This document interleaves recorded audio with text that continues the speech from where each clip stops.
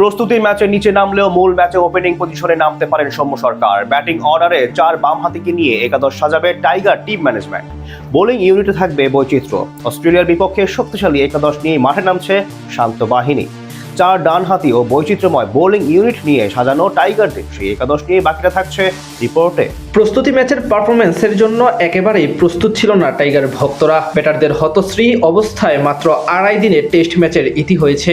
বিশেষ করে ব্যাটারদের পারফরম্যান্স ছিল পুরোপুরি হতাশাজনক। সেখান থেকে মূল ম্যাচে একাদশে আসছে একাধিক পরিবর্তন। বোলিং ব্যাটিং দুই বিভাগে ব্যালেন্স রেখে দল সাজাচ্ছেন ফিল সিমন্স। একাদশে আধিক্য থাকতে পারে বামহাতি ব্যাটারদের, বিশেষ করে টপ অর্ডারে ডানহাতি ব্যাটসম্যান না থাকায় খানিকটা ব্যাকফুটে থাকতে হবে বাংলাদেশকে। তবে স্বস্তির খবর হলো লিটন কুমার দাসকে নিয়ে মূল ম্যাচের এখনো 4 দিন বাকি, এর মাঝে পুরোপুরি ফিট হয়ে যেতে পারেন তিনি। এদিকে প্রস্তুতি ম্যাচে 8 নম্বরে ব্যাটিং করতে দেখা গেছে সৌম্য সরকারকে, যেখানে তেমন ভাবে নিজেকে মেলে ধরতে পারেননি 5 বছর পর লাল বলে প্রত্যাবর্তন করা এই বামহাতি। সেখান থেকে আগামী ম্যাচে ওপেনার হিসেবে দেখা যেতে পারে তাকে।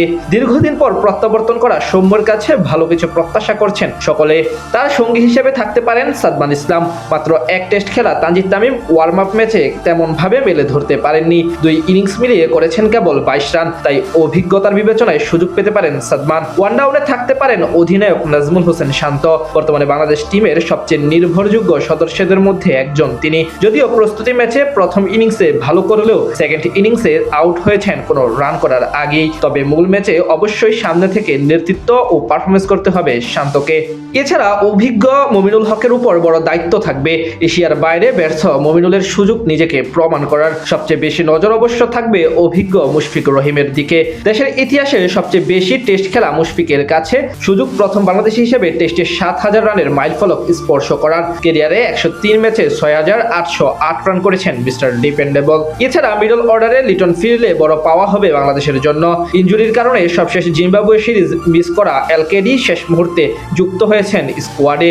যদিও এখন অব্দি পুরোপুরি ফিট হতে পারেননি তিনি, তবে লিটন যদি মূল ম্যাচে খেলেন তাহলে বড় স্বস্তি হবে টিম ম্যানেজমেন্টের জন্য। স্পিন বিভাগে থাকতে পারেন মেহেদী হাসান মিরাজ ও তাইজুল ইসলাম। অস্ট্রেলিয়া একাদশের বিপক্ষে ম্যাচে আঙুলে চোট পেলেও জানা গেছে দ্রুত সুস্থ হয়ে উঠছেন তিনি। ফিরতে পারেন প্রথম ম্যাচের একাদশে। প্রস্তুতি ম্যাচে সেঞ্চুরি হাঁকিয়ে ব্যাট হাতে ফর্মে ফেরার আভাস দিয়েছেন মিরাজ। তাছাড়া বল হাতেও বেশ কার্যকরী হতে পারেন তিনি। অন্যদিকে তাইজুলের অভিজ্ঞতা কাজে লাগতে পারে অস্ট্রেলিয়ার কন্ডিশনে। পেস বোলিং ইউনিটের 2 অটো চয়েস তাসকিন আহমেদ ও হাসান মাহমুদ। প্রস্তুতি ম্যাচে দুজন মিলে শিকার করেছিলেন অস্ট্রেলিয়া একাদশের মোট 6 উইকেট। তাদের সঙ্গে থাকতে পারেন এবাদত হোসেন চৌধুরী, যেটি হলে সৌম্য সরকারকে ব্যবহার করা যেতে পারে চতুর্থ বোলার হিসেবে। সব মিলে বলা চলে বেশ ভারসাম্যপূর্ণ একাদশ নিয়েই ডারউইনে আগামী 13 আগস্ট অস্ট্রেলিয়ার বিপক্ষে মাঠে নামবে বাংলাদেশ।